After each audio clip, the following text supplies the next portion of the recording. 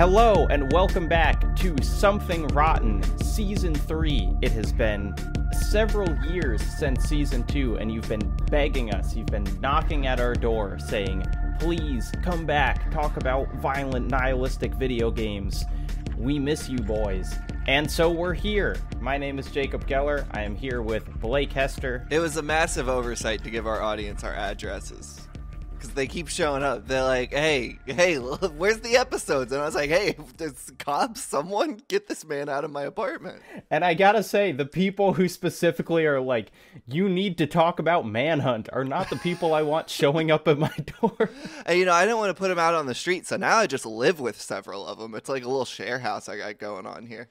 Well, they saw you in Manhunt, and they said, oh, look, it's the character in the game. That's right. You only hear about something rotten, it's the dishes these guys are leaving all over the place.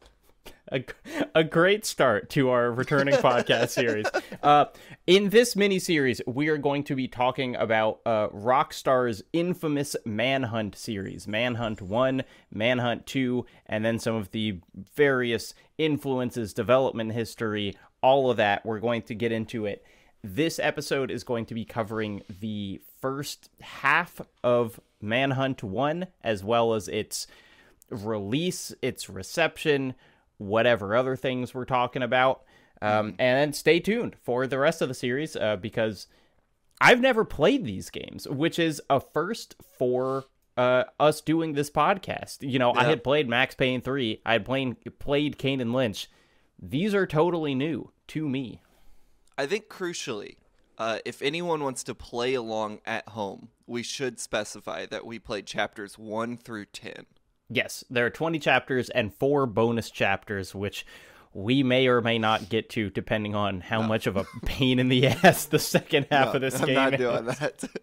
Jacob, let me ask you at the top, because I've been dying to know one simple thing. Mm-hmm. Because we have not talked about this game other than like various patches or like mods we've had to install to get it running. Do you like Manhunt?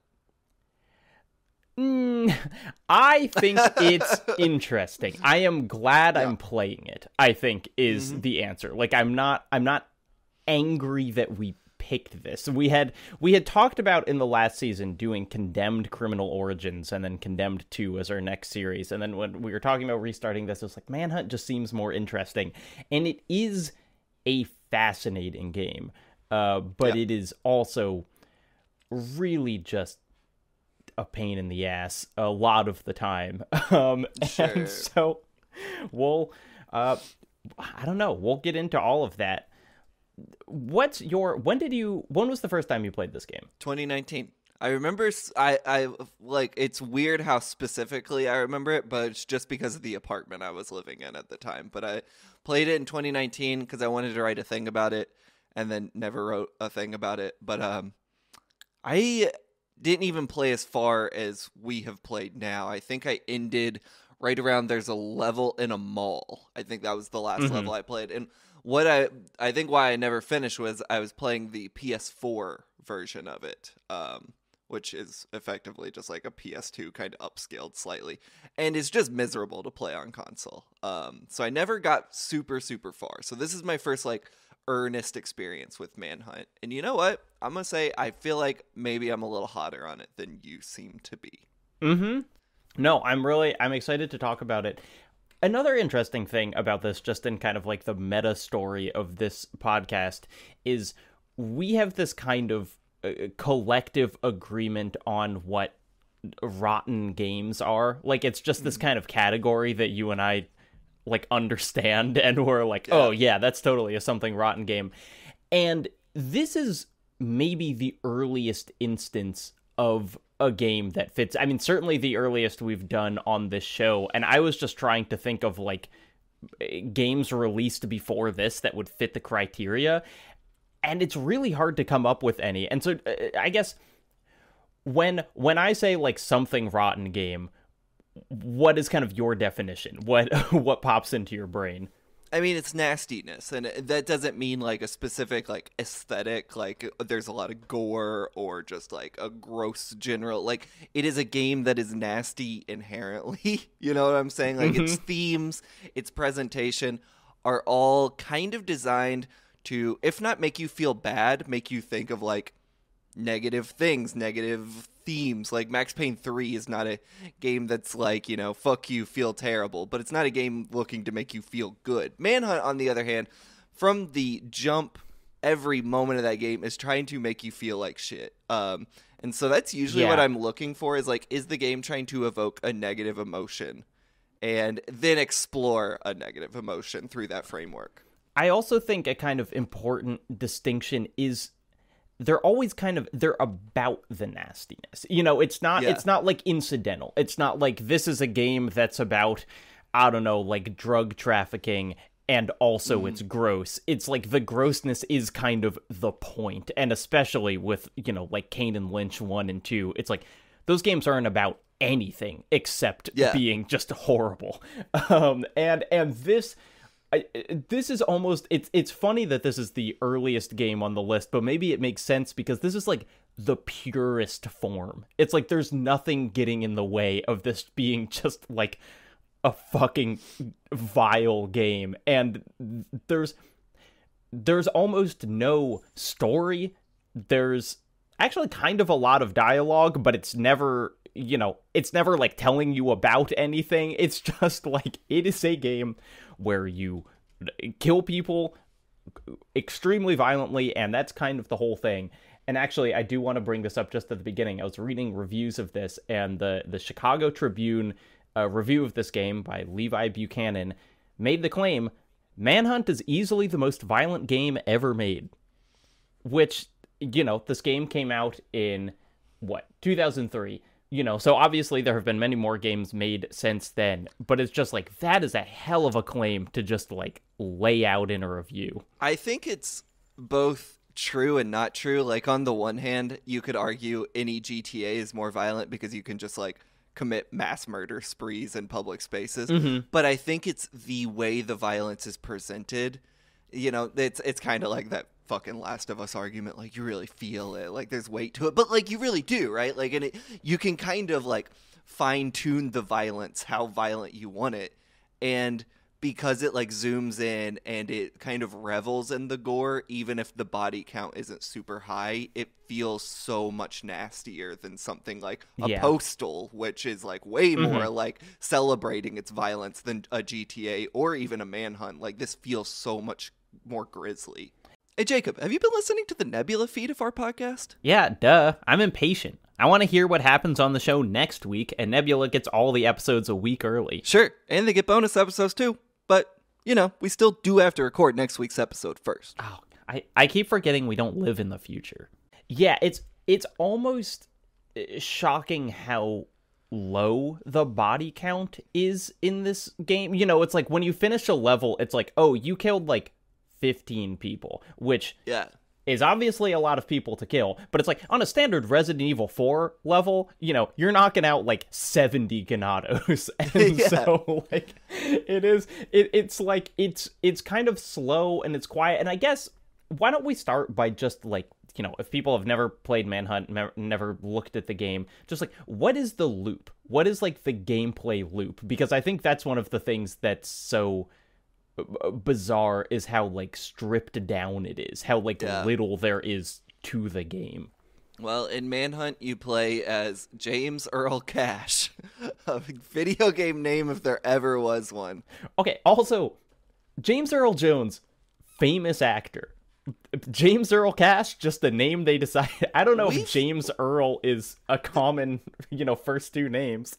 I just typed in James Earl, and you do get a few results that aren't just James Earl Jones. Like, you got a James Earl Ray here. So, like, maybe James Earl is a common combination.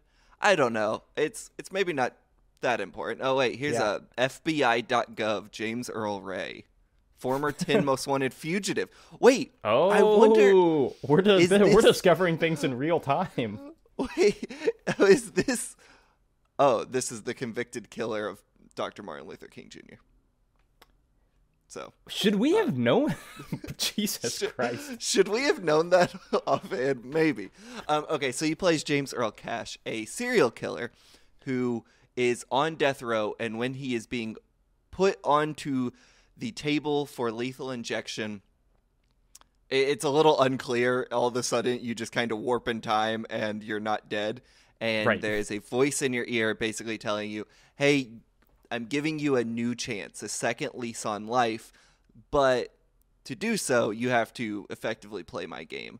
And the game is, for James Earl Cash, the game is, you are taking part in a snuff film. You will be killing people for the production of this film that this director, who is now in your ear, kind of telling you where to go and what to do. It's for him and whoever his, customers may be. And so that creates the actual game of Manhunt, where you are going through these levels, fighting these different gangs throughout Carcer City, the fictional city where this takes place. Killing really as many or as little people as you want. I don't think you can do a no death run. There definitely are a few parts where you... There are like a few where it's like kill everyone. But yeah, I mean, like watching like a speed run of this, it's like, oh damn, they run right past almost everyone in this level. So the loop of the game then becomes, standard, go here, do this. But you have this killing system that basically operates on 3 levels of violence. It's a stealth game, and it adheres very closely to that stealth. It's like you almost never want to be fighting more than one person. Like, it reminds me a lot of like early Splinter Cells, how hardcore they could kind of be about it. So you're stalking through the shadows, following enemies who don't always have like very hard and fast like pathing through a level, which I find pretty no, cool. they don't. Yeah, No. like which like you'd think a game from 2003 it might have a more rudimentary pathing, but I've found it a little more dynamic. And then when you approach one, you'll like kind of hold the attack button. You'll have a blinker on screen. It's like white, yellow, and red. White, and it's always it's like you gotta sneak up behind them. There is a melee combat system that you can do kind of, but it's like killing one guy is going to take like half your health because there's just no way to do it cleanly. So yeah, you sneak up behind them and then go on. And then, you do the white, which is the quickest, just they're out. Yellow, a little more nasty, takes a little longer to get there. Or if you really want to press your luck, you can wait till you get the red blinker, which honestly it's a gamble every time because it takes so long to get there. They might turn around, someone else might see them, but then you are treated to... Honestly, I don't know. This game is 19 years old. Still, some of the deaths in this are like hard to watch. I watched my man put a sickle up someone's ass last night. Yep. Like, oh yeah. Well, I think the implication is he is castrating them. Maybe. Oh, maybe. Yeah. But it's so weird looking because it's like you have this like gruesomeness of the death system.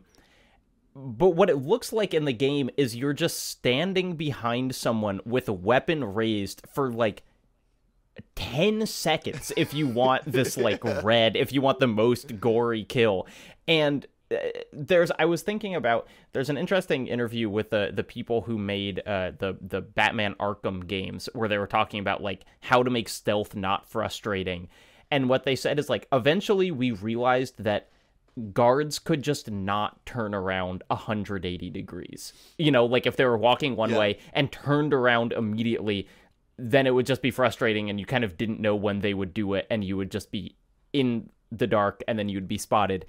And people flip around 180 degrees constantly in this game, with very little warning of just like, you're there, you got your knife raised, you're like, maybe I'll wait for like one more second.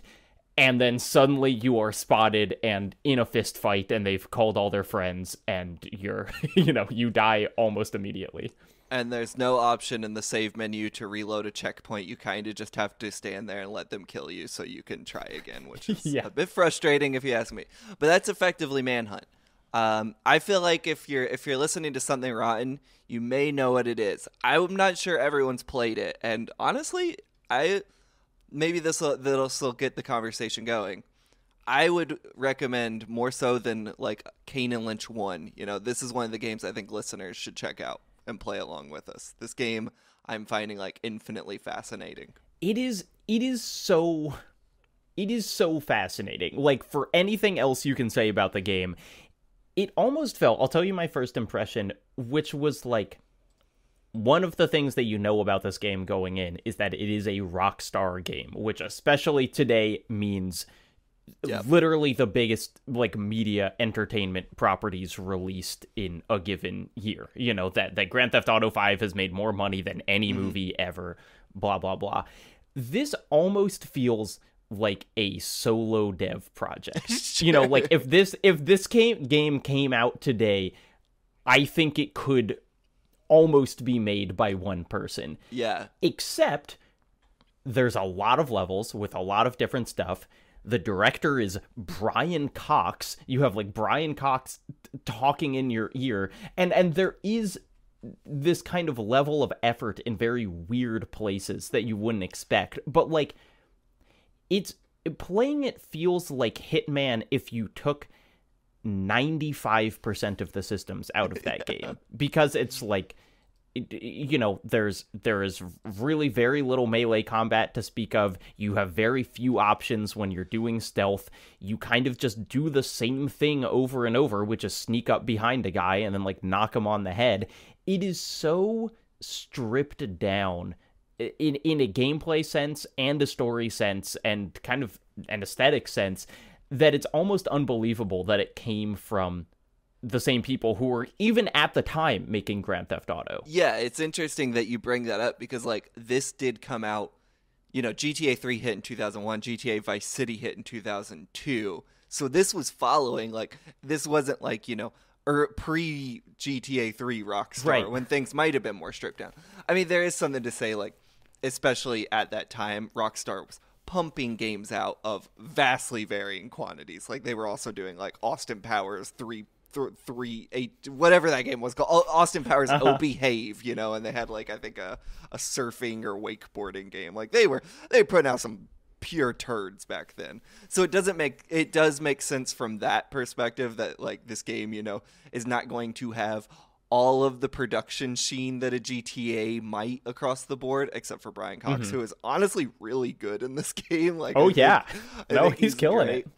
But like, it's funny to hear you bring that up because last night I was thinking about like, if Manhunt came out today, I would just download it on Steam for like $3 and be like, "Damn, 2 people made this? Cool." It would be like, was this a mobile game? Like, it's kind of interesting, but also, did this come from or like someone learning to use Unity? The development of Manhunt is also really interesting because like Rockstar famously back then kind of had a very rapid production schedule. Like GTA Vice City was made in less than a year, which is still insane to think about. Oh yeah, today. just like probably inhumane in 14 different ways. Yeah, but Manhunt, as like people have said elsewhere, and I've heard like, was in production for a long time. Like I've seen some reports that it was like mid 90s, which feels incorrect to me.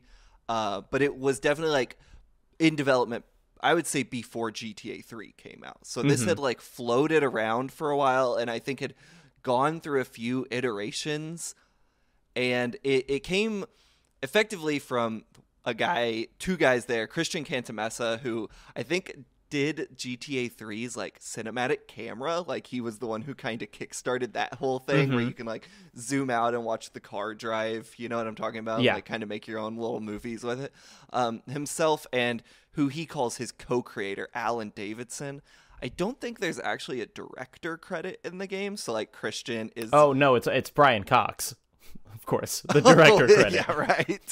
Well, I think Christian is, that's very funny.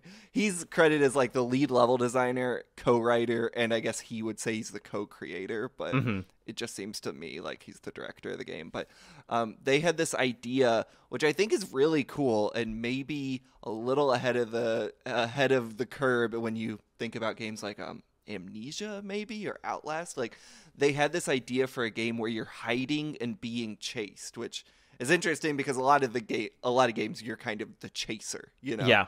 And then they were trying to just figure out what that story might be. And at some point, Sam Houser had said he really wanted to make a horror game, but in typical Rockstar, you know, zig when they zag fashion, they were like, I want to make a horror game, but there's no zombies, no vampires, no monsters, none of that stuff. Yeah. Just make it scary. Instead we have broad racial stereotypes. Right. And, you know, the visionary Sam Houser is, he didn't actually have any real ideas. He trusted someone else to have that. And he was like, make a horror game. And Christian and Alan did it. And I'm pulling a lot of this from a masterclass Christian gave, which you can find on YouTube. I think you just type in like Christian Canamessa Manhunt and it'll pop up. It's really interesting. But the game, I guess, kickstarted just from a piece of concept art Alan had done. He's kind of like a comic book illustrator, and he has, I think it's like From Hell. Who's that author? You know who I'm talking about? Alan Moore? Yeah, I think he has a similar art style to like Alan Moore. So he had done a piece where there was an underpass, and the player character was running away, but you could kind of only see their shadow. And then there were the shadows of the people chasing him, and Christian says, when I saw that image, I immediately thought of Clockwork Orange, which is interesting because I believe that is what the Toronto Star review, they compared it to Clockwork Orange. Or Chicago Tribune, the most violent game ever made one, which is, which is kind of cool that they like succeeded, when they were like, this is a cultural touch point for where we're starting. And when it finished, people were like, yeah, we get the connection here. So where Christian took that was, he said, I thought, wouldn't it be scary if you were the bum, the homeless guy that gets beaten up by this gang? And that kind of is where the genesis, as told by, one person on a team who made this, of Manhunt. This is where the actual idea came from. And then he had a funny quote here where he said, I made James a serial killer because that's what you do when you're in your 20s and you're creating scary stories, which I thought was a very funny detail. But I think the idea of the game is like where it came from is really cool and like kind of ahead of its time, because there's a lot of those horror games now that like don't even give you any combat. Like it is all about like you are the mouse, like you are really the hunted. Yeah, it like it puts the gameplay in a really interesting place to think of this as a horror game, because it is, there are a lot of stealth games that are immensely tense. When you're in the 40th minute of a Metal Gear Solid 5 mission and you haven't been spotted, like that's tense as hell. But I would never call Metal Gear Solid 5 a horror game. But this is, like it is stealth, and you are empowered, kind of, because you are killing most of the people in the levels, but at the same time, you feel so weak in this game, just unbelievably vulnerable all the time. And there are places, and I'm sure we will talk about these when we get into kind of the individual levels, where it's like, you'll be doing really good, you'll be kind of successfully sneaking through a level, and someone will just scream and start running at you in a way that is genuinely horrifying in kind of like, in the way where like a person yelling and running at you is kind of scarier than like a monster. The scene in Get Out where the main character is out at night and he sees kind of the like one of the people who works at the house just like sprinting straight at him and then turns away. It's like that of just like, I don't know why this is happening, and you're kind of immediately put into shock. And then in gameplay, generally the kind of right thing to do in those situations is you do run away. Like you run and you hide, and it doesn't feel like you're repositioning, really. It feels like you're hiding, because if you get into a fight, you will probably die. Tell me about your experience playing this game. Now that we have all our background information, walk me through, starting out the first couple levels, getting your bearings, and, figuring out how to play this game, because it does have a bit of a learning curve. Yeah, I mean, so, like, the first thing that I noticed was just, like, oh, man, I am slow. Like, just a slow walker. You've got kind of... One of the interesting things about playing this on PC is that I believe on controller, there's a lot in terms of kind of, like, how far you are tilting the thumbstick for, like, walking speed to kind of just pacing to running. But on PC, you've only got... You can run, you can walk, and then you can walk really slowly. And when you run, you make noise, and noise is bad. And so, like, pretty quickly, I was like, okay, well, I won't be running very much. And so you are just pacing through these levels so slowly. And I also thought they're getting this to run on PC is kind of a trial. I thought that the game was skipping cutscenes because I was like, there is no way that it is this sparse right out the gate with like the setup. But no, in fact, that is just how it works, is that it gives you a 30-second, you were on death row, you're not on death row anymore, go kill these guys. And then the game just starts. And then it hands you a plastic bag and you smother someone with it. Yeah, and it's funny. The director like kind of builds you up. There's really, I almost said a sexual undertone to it. I would say it's not an undertone at all. It's very overt, and the murder is sexual. Like, it is, you know, and there's like old school rock star jokes in here where you kill someone, the director's like, I just came, and it's like, okay, well, it was a little smarter when you didn't say that explicitly, but Right. From the jump, this game is like equating sex and death, but it's very funny at the end. Like, the director's like, oh my God, you're gonna get this dude, like, get him. And then he's like, I'll be honest with you, we set him up, he was a decoy. And like, right. I thought it was interesting to be like, that happens within the first 5 minutes of the game, and it's immediately Manhunt is telling you life, there is no value to anyone's life in this game. We can just put people in front of you to kill with no problem. Like, there's no like conflict here. Yeah, one of the kind of disconnects while you're playing it is that you, as James Earl Cash, are so slow and so weak and have to play things so carefully. But then you have the director talking in your ear, and one of the things that, you know, people talked about a lot when this game came out is like, if you had like a headset, you know, like they would separate the audio channels, so you would kind of have like the walking around, and then you would have Brian Cox like, hey, go kill him, get him. You know, he's right there. And he is constantly egging you on to be more aggressive and more violent and like do things faster. But you as a player, you know, everything in your kind of like video gamer sense is being like, no, I have to go really slowly because I can be killed so easily. And so it's like he has a vision of what he wants you to play like that is pretty different than certainly your first playthrough, how you'll get through the game. Yeah, well, it's also like he is creating a movie. You know what I'm saying? Like it's kind of a really cool and fascinating way. It's like the way the game is bouncing its gameplay and story together is like, this guy is trying to make you be more creative within the game, which we'll get into later, actually goes against maybe the theme of the game, which is like, maybe, you know, it's so rote these days, but like, this is a game about violence and our relationships to games and violence. But I actually find like the director makes it a way more interesting take on it than something like God of War 2018, which is like the obvious cliche example these days. But like, that director, the way he is like literally trying to craft a film out of this is like very cool. And the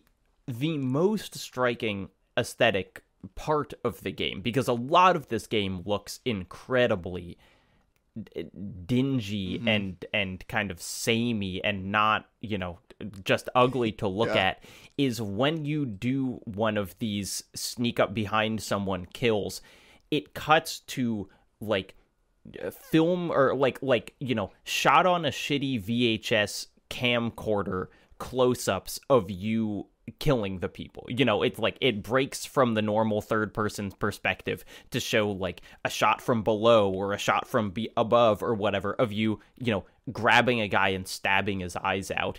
And so that is like, every time you do that, the game is reminding you, hey, this is a movie. You're doing this because it's a snuff film. This is being like captured on camera.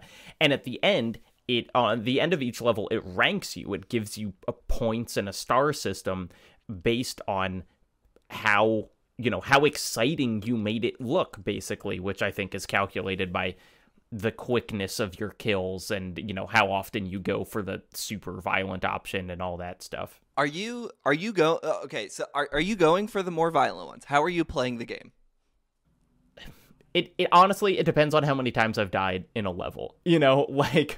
When if I see someone and I think I have a good opportunity where it's like they're going to be walking in one direction for a while, I will try. And especially when I have a melee weapon that I have not seen the options for, and this is kind of where like gamers are sickos comes into it. It's like I do want to see what the most violent kill with the hammer looks like. Like I'm curious, or like I've got a sickle. What happens if I go all the way to the red versus the yellow?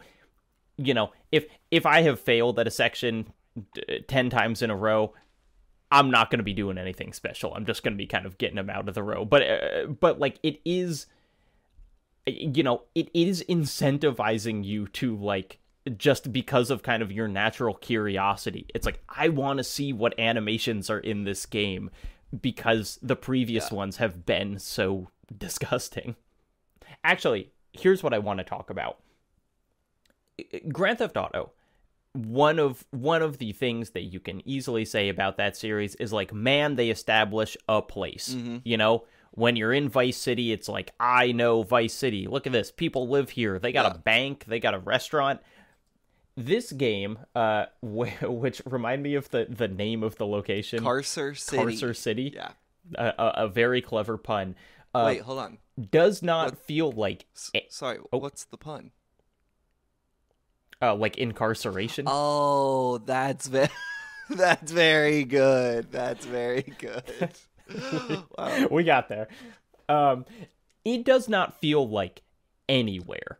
Like it's like I have never been in like a video game location that's been less like this was ever a place that people lived. It's just like completely bombed out apartment buildings, and the only people there are like insane gang members wearing baby masks.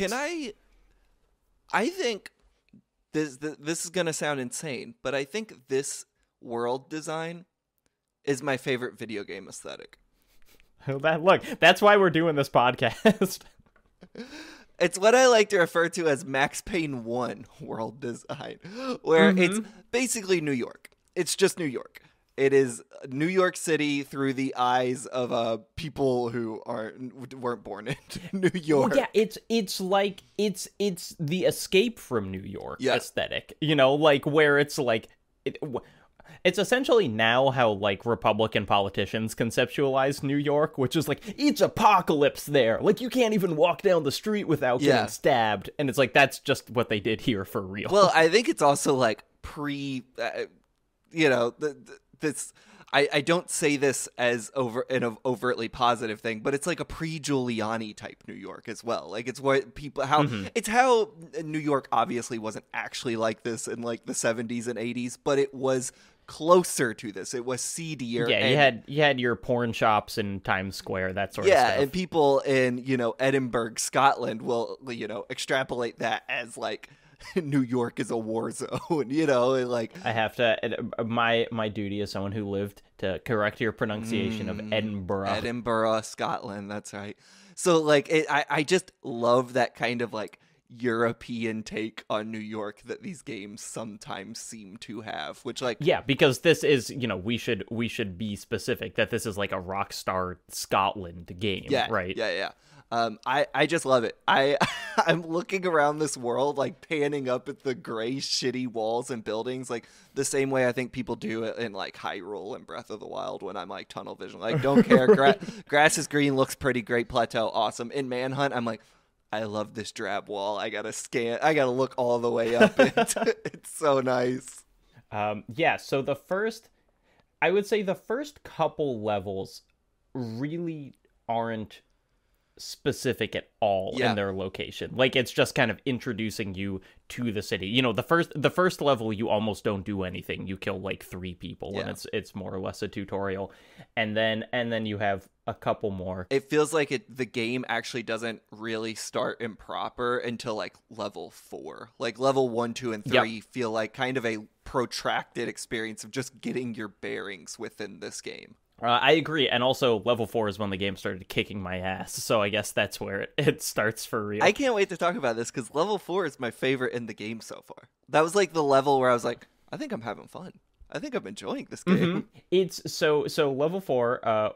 One of the things we should talk about is it's when you meet the skinhead gang, because there are various different gangs across Carcer City that are all basically like, one thing. So there's a Latino gang, there's kind of like a military one, and this one is the white supremacists. And so you've just got a bunch of guys playing kind of the dumb hick Confederate flag, sure. Living in trailer park things. It's also the level where you first receive a gun, but it's a nail gun, and so it sucks. And what happens is you kill a guy in a trailer, you walk in, you get the tutorial for how to use the gun, and then two guys just run out and they know where you are and you're in the trailer. And even though they've just given you a gun, this game is so brutal on the player character that it's like, when guys are close to you, you don't even have enough room to fire. And so these two guys just run into the trailer and they know where I am, and it's so close quarters that I can't use the nail gun that the game has just given me. And so I played it 5 times and eventually realized if I run out of the trailer immediately, then I can hide and they kind of lose me and then I can shoot them or whatever. But this has that early, the thing that games have done away with, where it will fuck you up in a tutorial. It's telling you how to do a gameplay system, but it's not going to make it easy to do that system. It's going to be hard as you're learning how to do something. Well, interestingly, I didn't have that problem. They did not come in the trailer for me.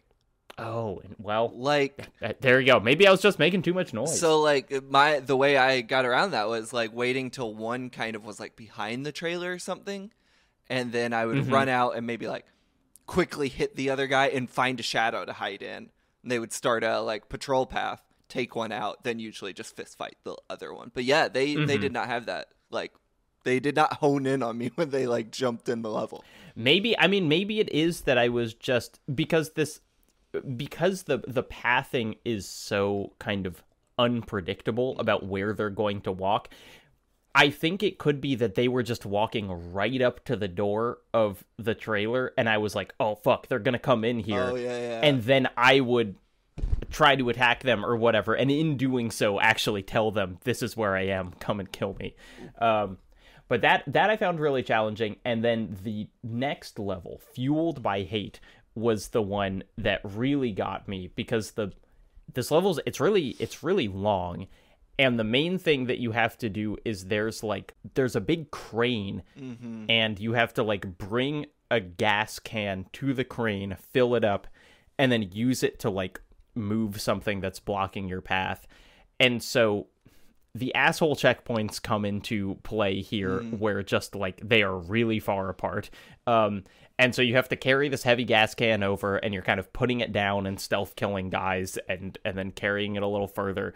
And then you get in the crane, and for me, I did not understand how I was supposed to operate the crane at all. And as soon as you do, two guys pop out and start shooting you. And so multiple times I would get the gas can all the way to the crane, refuel it, get in, and be I don't know how to operate this thing, and I'm being shot from multiple directions. Yeah, when I played that one, I only failed one time. The gas can part was a little annoying, but usually I just left the gas can where it was and then went and killed everyone. I am the angel of death, I just wiped them out, then slowly plotted that fucking thing over, which takes forever. Yeah. I failed the crane section, and this made me almost throw my computer out a window, because you have to pick up a refrigerator, and there's only one.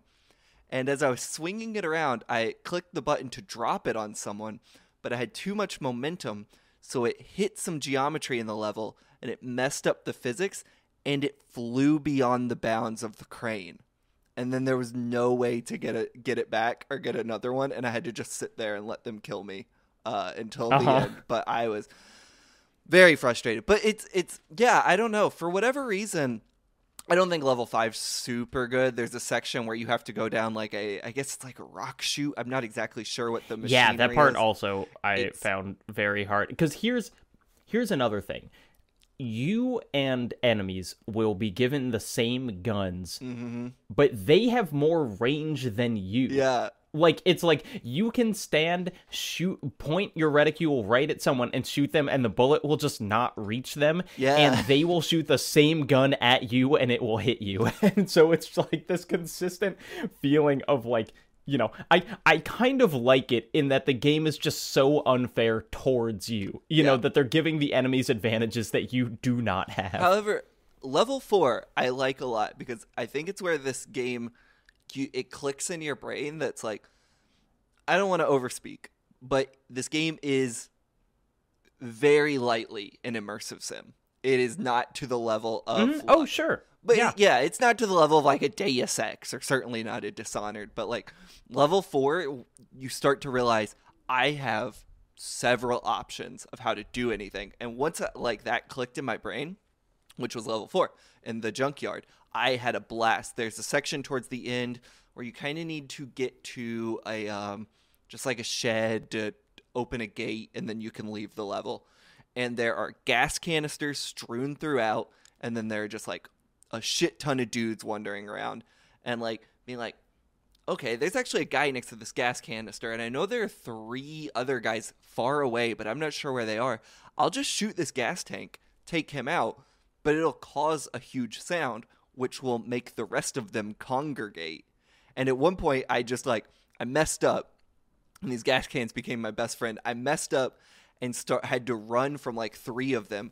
And as I was running, I realized I was passing a can, quickly 180'd, shot it, and blew them all up, and was able to hide from like the last 1 or 2 there and like take them out normally. Like, I started having a lot of fun, you know, solving the puzzles they were giving me in my own ways, which was a little surprising because for the first 3 levels, Manhunt feels very like slowly walk from A to B and kill one guy. Yeah, like, there's like one way to do things. Yeah. I will say, I love the gas cans, except the auto aim will always point at an enemy and not at the can, and you're like, he's 1 foot away, let me just shoot the can. And you can't do it.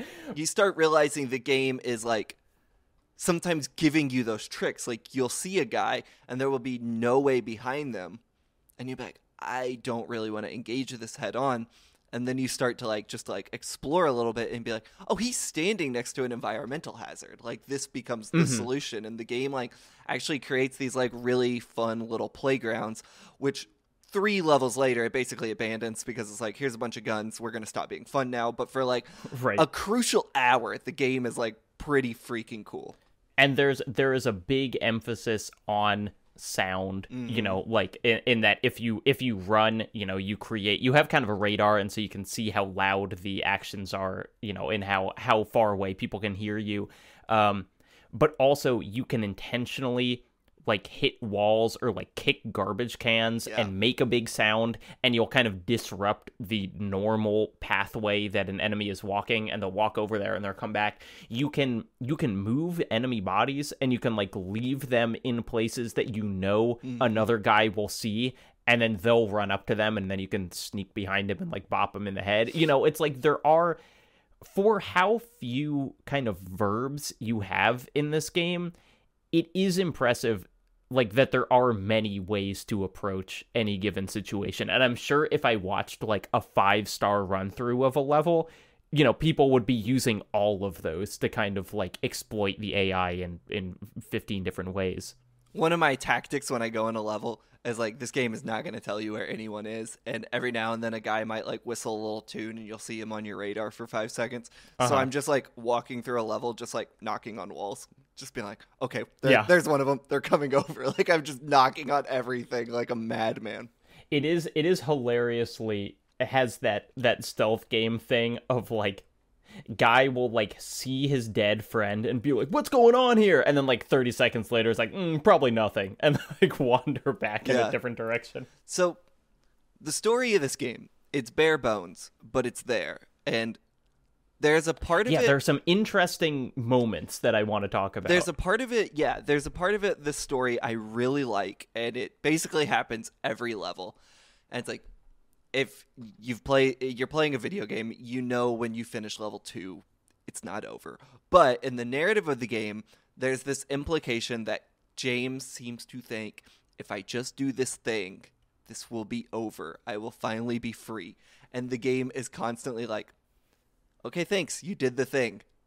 Now here's the next thing. He's effectively in hell. Like, he just cannot get out of this cycle, which I really enjoy. Like, considering the message Cantamessa and Alan seem to want to give here about, like, the player and developer's role in game violence, where, like, the player literally cannot get out of this. Nothing you do, like, finally makes the director be like, all right, you're free to go. You end a level, and they look like, I don't know, a SWAT team shows up, and they basically apprehend you. You know, they completely take what little autonomy you had in these levels to do whatever you wanted. They just steal it and take you to the next place, and you just keep going and going. And I find that, like, a really clever little trick to basically be like, you're stuck here. And then what's kind of even more interesting is when you get used to that rhythm of, like, okay, I finish a place, I get pulled into a van, they knock me out, I go to the next place. That's kind of it. Then in the 7th level, he's like, hey, James, I got a surprise for you. I have your family here. And it's like, what the fuck? Like, not only did you have no idea that this guy had a family, it's like, you have never heard James Cash speak. A plot like, twist in the game, he talks. You know, it's like he has a voice. And so you have this thing where there are 4 people tied up who you never get any more detail on than, like, hey, it is your family. And if you get spotted, the guy, you know, one of the enemies will just run in and, like, blow their head off, you know. And so it is like a kind of compulsory stealth level, except unlike maybe some other games, the level does not end and you don't auto fail when someone kills your family. And so, like, I did that level, I got 2 of them out, 2 of them died, and then at the end of the level, director's like, 2 out of 4? Well, could have been worse. And, like, that's how the level ends. I was able to save all of them, which I was a little surprised about because I did get spotted one time, and I was like, maybe this just bugged out. I saved all of them. I think that level's really cool. You're in a zoo, and you can get tranquilizer darts to, you know, put guards to sleep, and then you have to run up and kill them. Otherwise, I assume they will wake up.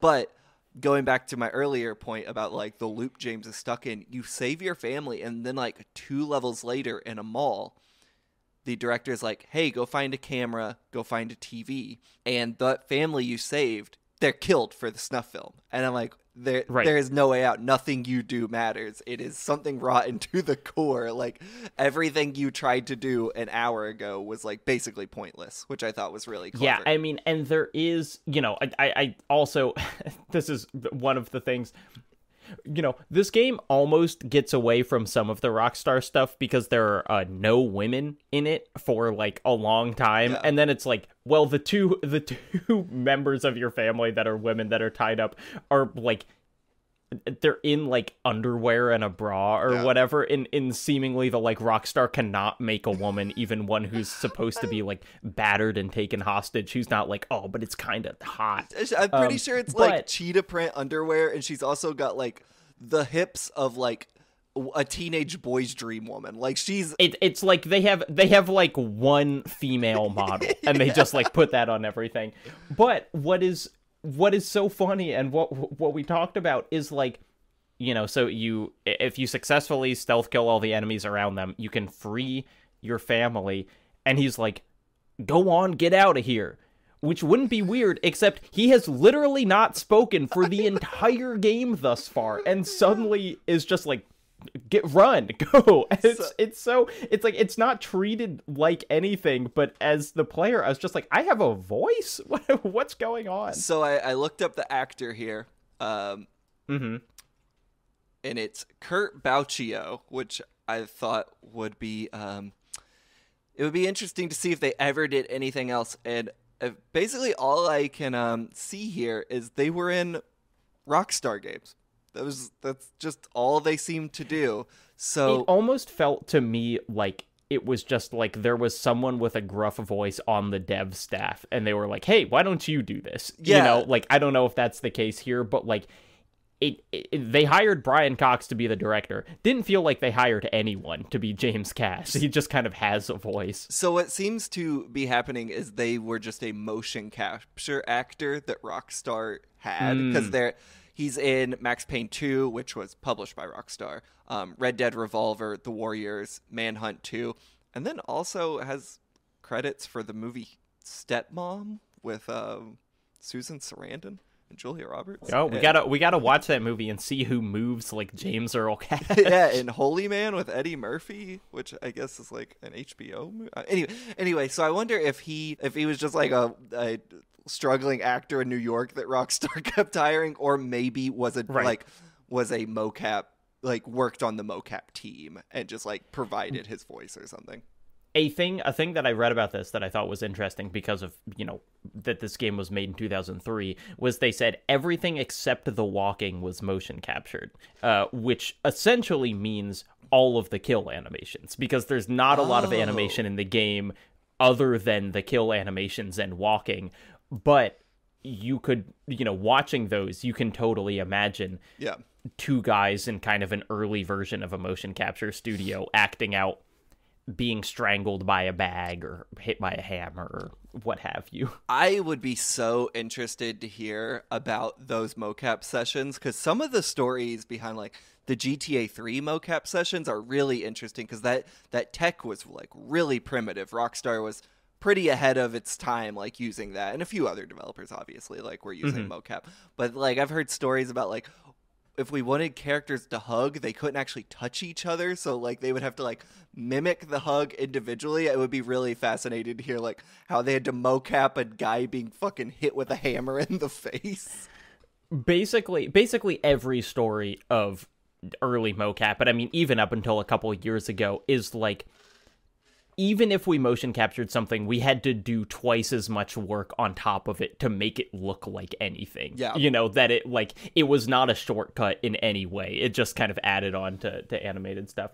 The one other kind of level specific thing that I want to talk about before I kind of want to talk about like the wider reception to this game, but there is an escort mission level that has a character that looks like Blake Hester. Okay, so I want to point out, it does look like me. Importantly, it more closely resembles me in like 2018 before I got sober. You know, if you haven't seen my face since then, it definitely looks a lot like me. I'd like to think I look slightly better now. However, when I saw the tramp, as the character is called, I immediately screen capped this into Jacob. I was like, I can't believe I'm in this game.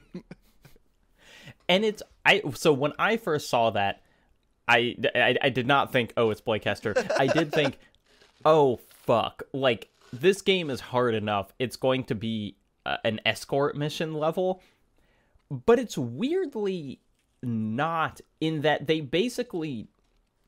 give him the ability to hide perfectly for almost the entire level, where it's like you have a little subsection, you can tell him to hide in the shadows, go kill everyone, and then just call him, you know, to go to the next section, which makes me think one of two things. One, maybe at one point it was more annoying and then they kind of walked it back because they were like, it sucks to have to do an escort mission. Or two, is he there for a story purpose? You know, like what they wanted was not necessarily the gameplay of having to escort someone, but like the emotional connection of like working with a homeless guy, because it is the only friendly person in the game. Yeah. You know, it's like he's the only guy you've ever seen other than your tied up family who doesn't actively want to kill you and is kind of like, hey, thanks, buddy, when you like, you know, let him free. I feel like knowing this game, they're going to kill him horribly later on in some way, but you know, for that level, I was kind of like, this is interesting that they're giving me like almost a human connection. It's funny though that James hates him. Like every time James talks to him, at one point he's like, hurry up or I'll kill you myself. And I'm like, I kind of feel you right now, James. I do not want to be walking this man around. However, though, I will say Rockstar was gracious enough to make the following on the tramp very good. There's none of that thing where they kind of get lost if you get like go too fast away from them. They will follow. You could like be a mile away from this dude and he will perfectly follow you to where you need to go. I liked that level a lot. I think it's right before two of the not worst levels, because there are definitely levels that are more... Or it's in between them. Yeah. Because it's in between the two gun levels. Which, like, are not the hardest or most frustrating, but definitely where this game seemingly abandons what makes it cool. Yeah, I liked the first gun level because essentially it was like, oh, I'm getting to go loud, in a way that was kind of exciting, where it's like... the previous 7 levels have all been this slow sneaking, bop them in the back of the head. And this one is like, you are given a significant amount of ammo and you can shoot people with a revolver or shotgun or whatever. But it certainly runs into the thing where enemies' range is longer than your range. And it's also just like, you can't play strategically with guns, like you can't really like fool the AI in the same way. And so by the time it gets to the second one, it is just like, oh, this again. There is also a part in the 10th level, the last level we played, where the end of that is basically like, hey, there are 20 guys outside this one door. And the director's like, figure it out.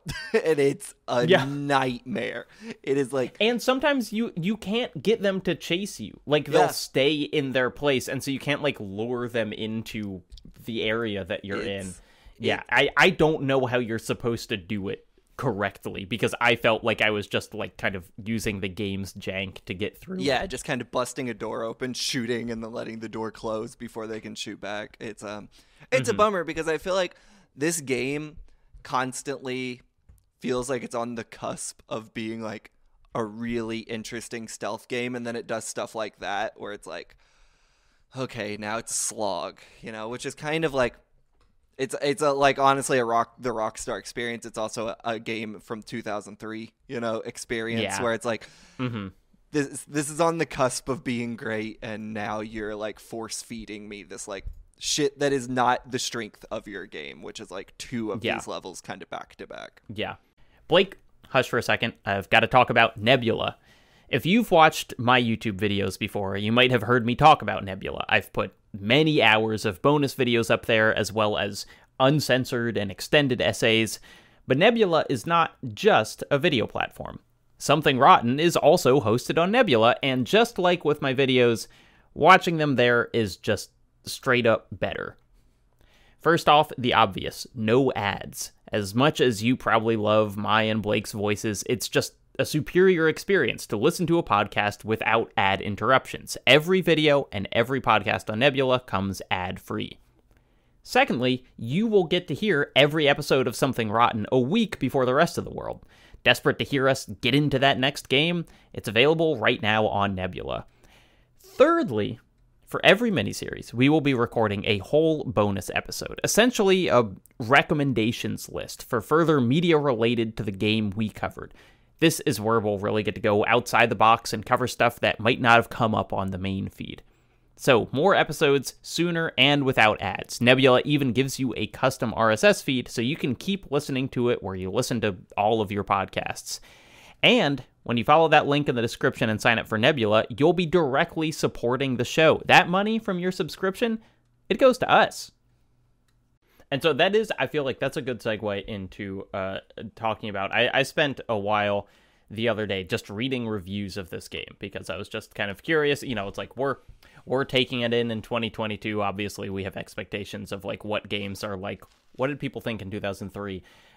And the thing that I was struck by most of all was kind of that everyone, even when it came out, was treating it like one of these like, this is a quote-unquote important game. Yeah. It's not just a game that's releasing that we're evaluating its gameplay and story. It's like it was already kind of mired in controversy on release. And so a lot of the reviews are referencing do games cause violence in real life? Should there be censorship laws on what's, able to buy? These are the movies, these are the other media that have faced this kind of thing, which is just like, it's interesting to see that conversation happen in 2003 and with Rockstar, which, when was Hot Coffee? It would have been after this. I believe San Andreas was 2004. Gotcha. Yeah, it's, so something I looked up earlier, San Andreas was October 2004, so it would have been the next year. Though I believe Hillary Clinton, who got involved with Hot Coffee, I believe also got involved with Manhunt, was part of some of the senators that were trying to get the game banned. Maybe that was Manhunt too, but an interesting correlation. Hillary Clinton has a history with going after Rockstar games, as do many other senators and, lawyers and whatnot. But yeah, because this was certainly, we'll talk about more. This was a big Jack Thompson game, who's kind of the infamous attorney who was trying to get games banned. But yeah, go on. So you brought up kind of, I guess, the way this game was seriously evaluated by critics. Like, I think the Chicago Tribune review that you've referenced, that I'm sure we'll talk a little more about, and the Toronto Star review are like, there's some really cool passages in there where these critics are like really thinking about this game like very critically. And I do think a lot of that only comes from the fact that at this point, like, because of GTA 3 and Vice City, like, Rockstar had a very strong cultural cachet, like, in the mainstream. And, you can argue a lot of that comes from, we're taking games seriously. These were like very revolutionary games or whatever. I think a lot of it has to do with the voice talent they got in their games. Like, you get a lot of these like very respected actors to be in a video game, and you mimic a lot of like, I don't know, Michael Mann or like Martin Scorsese, and you can kind of trick the broader world in 2001 into being like, oh, should we take games more seriously? But point being, Postal 2 came out in April of the same year as Manhunt, and like, there was a lot of the conversations like, are video games too violent? Should we ban this? But no one was like, I don't know of anyone being like, we need to take the game Postal 2 where you can use a cat butt as a silencer to have a like bigger conversation about like games and art and violence. But Manhunt, because it comes out on the heels of like Rockstar kind of cementing its place in pop culture, like, it was afforded a more nuanced conversation than a lot of games got 20 years ago, which I think is fascinating. Yeah, and I think what you can read in those reviews is people are responding to, or maybe even anticipating, the criticism of this game is culturally toxic, that like this game is so violent and so heinous that it shouldn't even exist. And so these reviews are written kind of like arguing why it should exist as much as they're arguing it is a good game or not. I'll read the section from the Toronto Star one, which I just think is so, like, it's just such a fun passage. So Ben Rayner wrote, as entertainment and cultural artifact, Manhunt is totally disturbing. But so is the evening news, the I'll-eat-anything-for-money lunacy of Fear Factor, and the unfettered misanthropic gunplay of Bad Boys 2. So I will defend until my last breath Rockstar's right to sell this stuff to me and anyone else who wants it. Do I think games such as these could have dire psychological consequences, particularly for young people? As always, I remain agnostic on the matter. Who knows, really? The debate will never be resolved. The American military obviously thinks there's something there. The troubling new TV ad campaign for the U.S. Reserves lures potential young soldiers with tales of adventure accompanied by blatant video game-styled animation. And curiously, no one has complained about or tried to ban SOCOM U.S. Navy SEALs, in which stealth and killing figure even more heavily than in Manhunt. Yeah, that's honestly, it's spit and fire. And worth pointing out, Ben Rayner is an incredibly respected music critic. So this is not cool. This is not like a freelance like game reviewer. Like, this is a like very respected cultural critic. I honestly don't know a ton about him other than like he's very respected, but like that is the kind of like weight this game was able to pull in terms of what mainstream press, or who mainstream press was getting to review it. And I think that's important because, look, I work at a large video game magazine. I assume maybe Toronto Star gave it a more nuanced take than, like, you know, no offense, IGN or GameSpot or Game Informer may have given it in 2003. And I think this game deserves it. Like, the point being, I think, like, this game, especially back then, was, like, deserving of deeper and more thoughtful critical analysis, and it definitely got it. It maybe didn't sway the overall conversation about it at that time, but it's like, I think it's important to have people like Ben Rayner like really dissect it and kind of put it in its place culturally compared to, you know, SOCOM and Bad Boys 2 and like these kind of other touch points of the time that he brought up. I think he, comparing it to what like Christian Canamessa said about like his goals with the game, which whether or not he was necessarily successful in those aside, it's good to see some critics picked up on it. And it's good to see some people seem to get the message beyond like, this is a snuff simulator, which it's kind of, it is, but it's not. You know what I'm saying?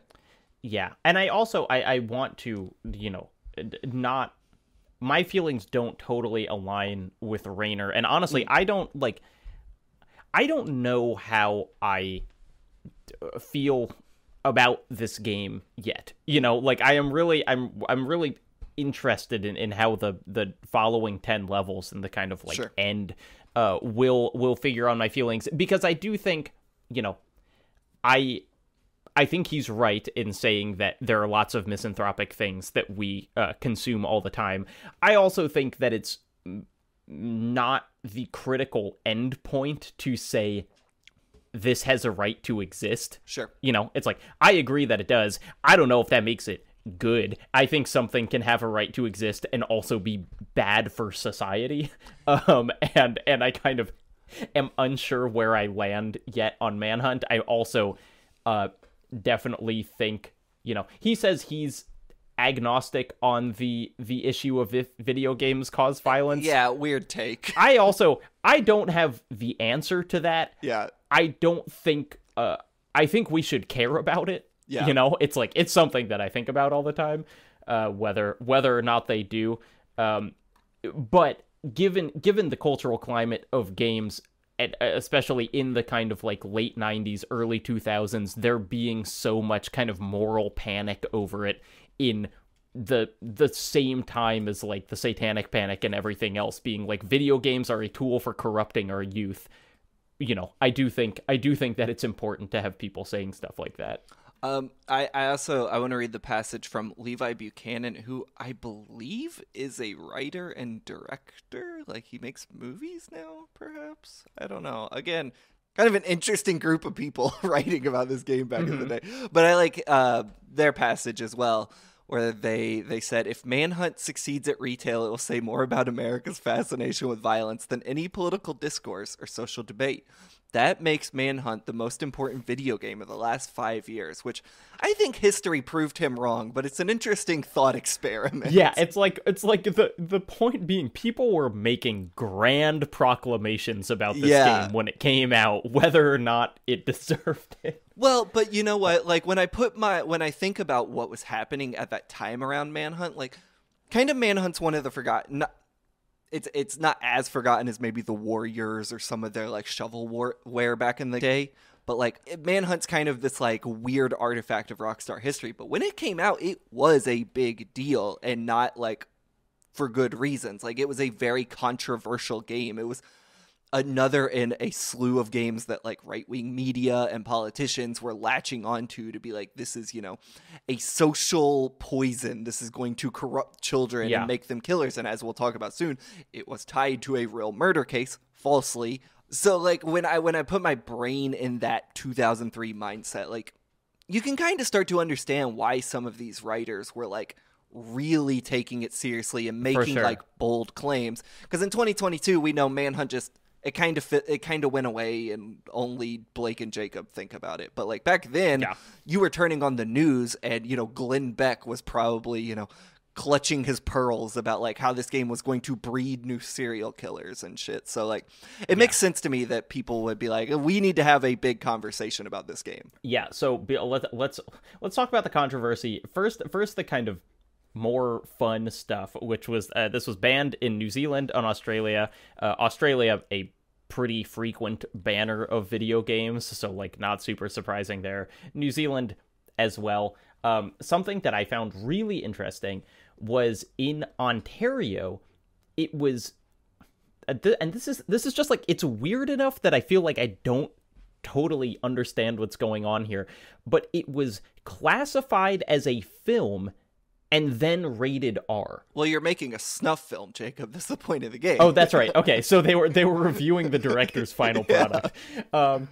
Which I think speaks to maybe, and this is kind of a running theme of these early video game controversies, of like the rating system of games both not being understood and maybe not having a lot of power, or not being like followed through on, where my guess is the reason that they chose to rate this video game R is it would make it harder for children to like rent or buy it from a Blockbuster. Because even though this game was rated M, but like if parents didn't know what M meant, or if store employees didn't really give a shit when they were like selling games, maybe rating it R would have more of an effect.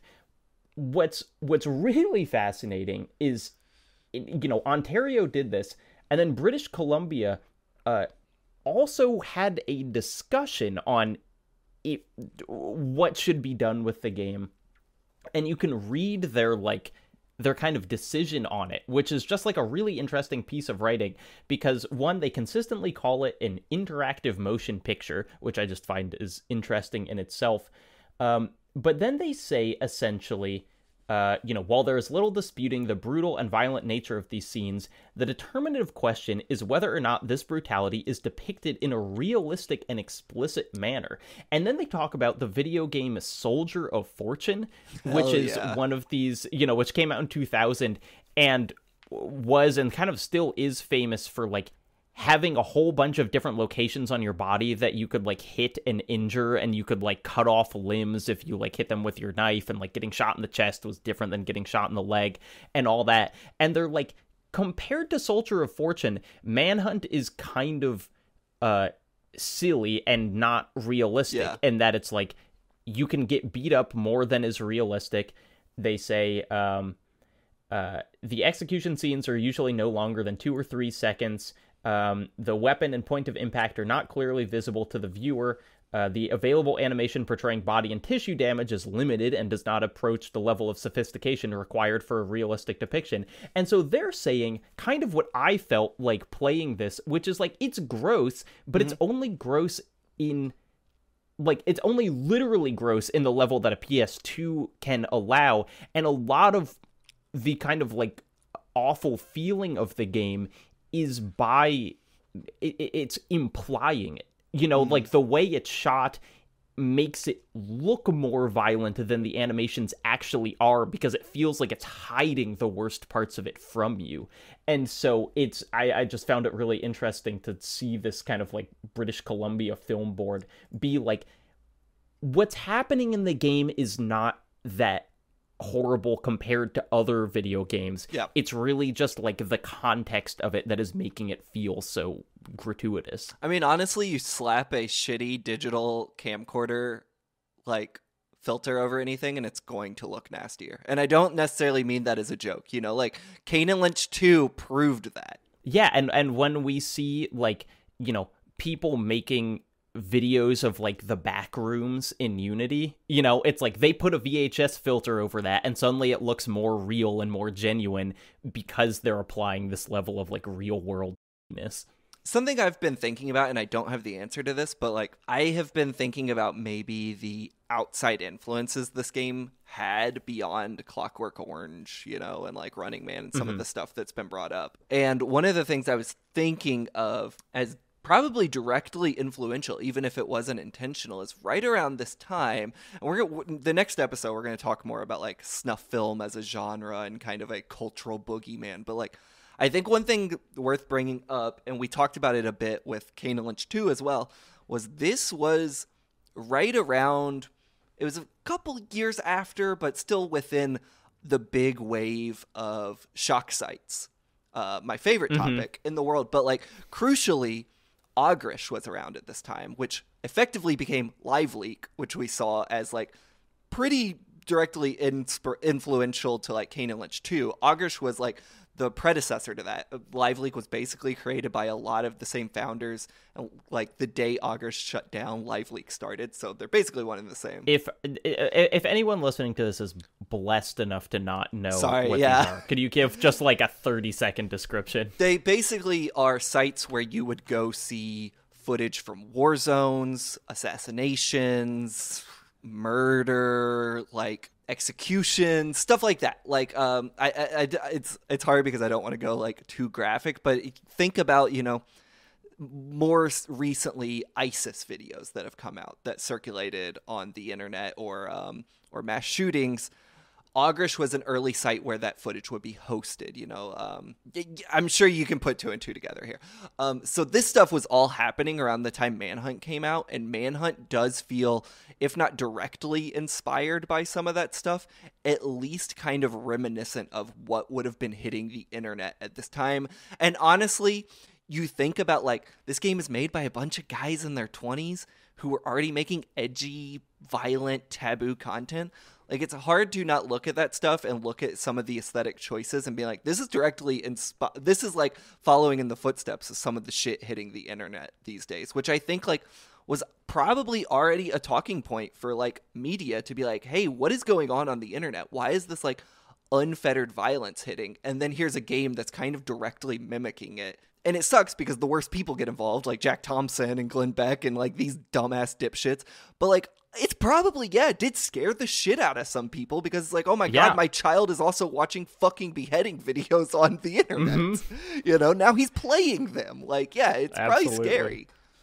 Augrish might be kind of a deep cut. I would say if I was right about any of this, it was probably actually Rotten.com. They were more inspired by it, which was like a big mainstream thing at this point, but neither here nor there. If anyone's finding the deep cut, horrible videos online, it was the developers of Manhunt. Yeah, and one little man in Minneapolis who just keeps reading about them. That's right. So the biggest story related to this game, deserved, not fabricated, who knows, is there was a murder case in which a 17-year-old boy killed a 14-year-old boy in a fairly awful Manhunt-esque way.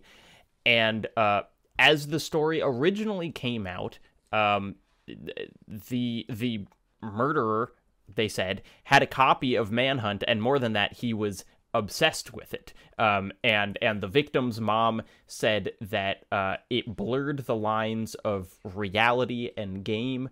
And the victim's dad said that because Manhunt's scoring system encouraged over-the-top executions, that's why this real-life murder was so intense and graphic. It is a horrible situation. There is never any good way that something like this can happen. It did come out later that it was not the murderer who owned Manhunt. In fact, it was the victim.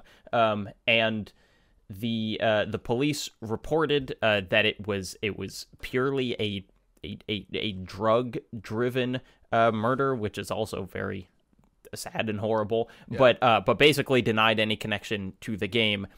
However, that did not stop the media cycle from really connecting these two things. As we've talked about, Jack Thompson, the notorious video game attorney, got involved. He said there were dozens of killings in the U.S. by children who had played these types of games. He said these types of games are basically murder simulators, which is actually maybe true for the second part of that it is a murder simulator, but the dozens of killings thing is totally made up. And you know, of all of these studies that have been done connecting video games and real life violence, obviously none of them have found any kind of connection as direct as it makes you want to commit murder in real life. But it was a huge story, and when Manhunt 2 came out, the victim's family again, you know, kind of came and said, I don't think this game should come out, and it seems fucked up. And even though I will say, even though the game was owned by the victim, I don't think